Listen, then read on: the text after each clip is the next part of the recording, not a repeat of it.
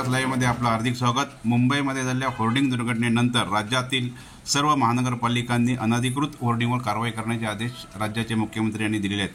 परंतु वसई विरार महानगरपालिकेने अद्यापही अनधिकृत होर्डिंगवरती कारवाई करण्याची सुरुवात केलेली नाही। त्यामुळे भाजपाचे पदाधिकारी भूषण नाईक तथा निपुल गणी हे आक्रमक झाले असून मागील 2 महिन्यापासून ते अनधिकृत होर्डिंगवर कारवाई करण्याची मागणी करत आहेत, परंतु अद्यापही त्यावर कारवाई झाली नाही। त्यामुळे त्यांनी आंदोलनाचा इशारा दिला आहे। बघूया आपण त्यांनी काय म्हटलं आहे।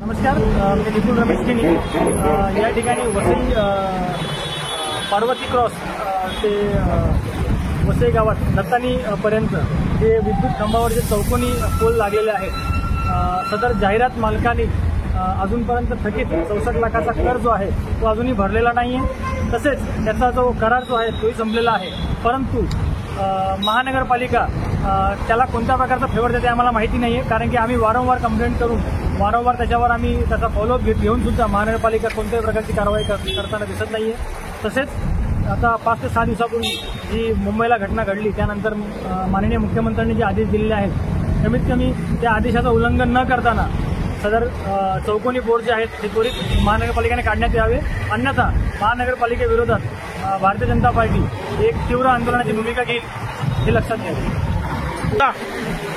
वळवाच्या पावसामुळे मुंबईमध्ये अनेक होर्डिंग असून त्यामध्ये जवळजवळ 64 निष्पाप नागरिक जखमी झाले व 17 निष्पाप लोकांचा बळी गेलेला आहे। त्यानंतर महाराष्ट्राचे मुख्यमंत्री यांनी संपूर्ण राज्यातील अनधिकृत होर्डिंगवरती कारवाई करण्याचे आदेश दिलेले आहेत व संपूर्ण अनधिकृत होर्डिंगचे स्ट्रक्चर ऑडिट करण्यास सांगितले, त्याशिवाय परवानगी देऊ नये असंही आदेशात म्हटलेलं आहे। त्यानंतर मुंबई महानगरपालिका व इतर आजूबाजूच्या महानगरपालिकांनी अनधिकृत होर्डिंगवर कारवाई करण्याची सुरुवात केली आहे।